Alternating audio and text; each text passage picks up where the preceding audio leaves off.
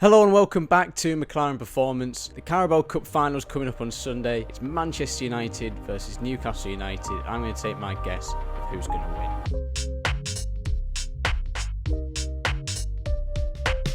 It's a funny coincidence, this game, because I've kind of got allegiances to both sides with Newcastle United. I'm technically kind of an employee at Newcastle United working with the women's team, so I've got my allegiances there, but I also have my allegiance with Manchester United, obviously with Dad working there and everything. So yeah, it's not a difficult choice for me to make, to be honest. I've got to stick with my dad, and I think for the most part, they deserve it, really, with the way they've been playing and the developments they've been making over this season. But that's really not to take away from Newcastle United, and that's why it's probably a really good game.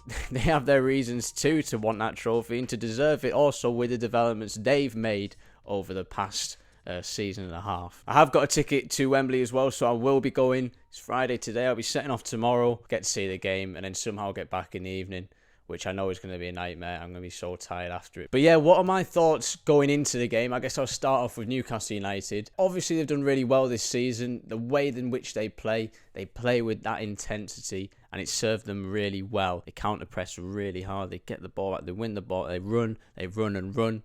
They look fantastic. Or at least they have looked fantastic for a large part of this season. However, just recently, somewhat dropped off a bit from where they were going. I think they've only had one win in the last 5 Premier League games, so that's not a great run that they're on at the moment. And I think what you're seeing, how long can you keep that intensity up? They're doing fantastically well, even though they've spent a lot of money. Probably not enough to say that they are top 4 quality, but what has got them there so far is the work rate that they are putting in on the pitch for 90 plus minutes. Eddie Howe's done a fantastic job.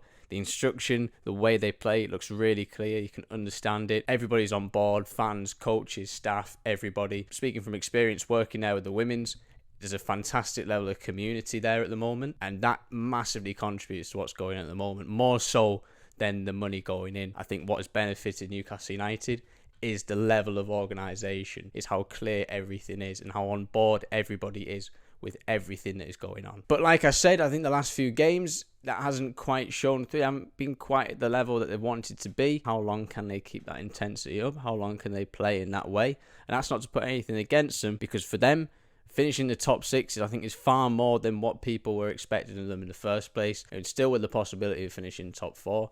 They're doing a fantastic job. I was able to watch the game against Southampton. I went to St James's Park. One of the most interesting things I saw from that is that, yes, they played incredibly well. Southampton score, and suddenly the game kind of changes. And you see that lack of intensity, that lack of intuition, not really playing the same game that we were playing before. The momentum of the game changed a lot. Newcastle United, they haven't been to Wembley in the past 50 years or so. This is a really new thing for them to have that potential to win something. Winning something for the first time is probably the most difficult thing. And the advantage that Manchester United have is they are a club that is expected to win cups, win trophies, win leagues. And that's a big advantage because you can be so comfortable in those situations. And I think with Manchester United at the moment, I think we'll probably be more comfortable, more consistent over the 90 minutes than Newcastle United will. However, that is just a guess.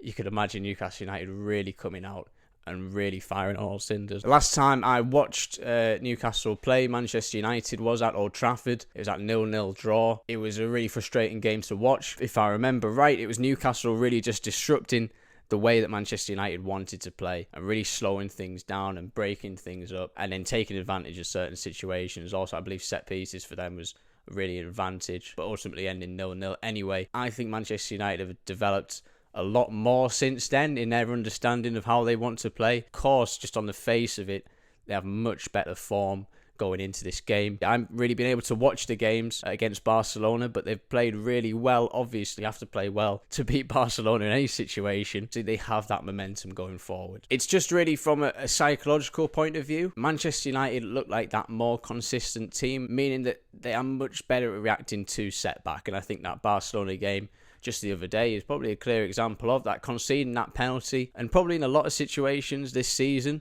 conceding and still going strong in the game and still showing that resilience. And that's a big strength of Manchester United at the moment, which is going to serve them really well. And for Newcastle United, yes, they've had that in the past, but it seems to be breaking somewhat. The heights of being in a final, I think won't serve them well psychologically. It might do in some cases, but I think if Newcastle United concede, I think they'll probably break a bit easier than Manchester United will. I know that always sounds like a bit of a generic statement when I say, you've got to win before to win again. It makes that easier. But I think the real science behind that is to be in that flow state, to be in the zone, to be playing instinctive, is to be comfortable in the situations that you're in. And I think Manchester United, for the most part, will be much more comfortable and will play with much more instinct, and ultimately, because of that, probably play much better football. That is where psychology really leads into performance, leads into the physical. If they can be relaxed, if they can be in the zone for that 90 minutes, regardless of the things that happen, which I think Manchester United are more likely to do, they will be more consistent in that game, and they will more likely win it. That is sometimes, what we call a winning streak as well. If you win a game and you go to the next one, you win that one, and you go on and on and on. When you're doing that, you don't overthink the performances too much. You really just enjoy the moment of winning those games, and that really breeds more good performances. And that's what a losing streak is. When you're losing games, where Newcastle United are kind of at the moment, when you're struggling, kind of thinking too much about what's going on, thinking too much about the result and losing games, thinking too much about your performances on the pitch, thinking too much about what you're doing, that leads to a kind of detrimental performance. So it means that if things go wrong just a little bit, it's likely that it'll kind of go wrong again and again. So that's the difference right now in those two teams. That's not going to be a solid prediction, though. It's football. That's why we enjoy it. I don't know what's going to happen. Newcastle United might have that momentum. They might score that goal. They might go on and on and on from there. It might turn around for them. But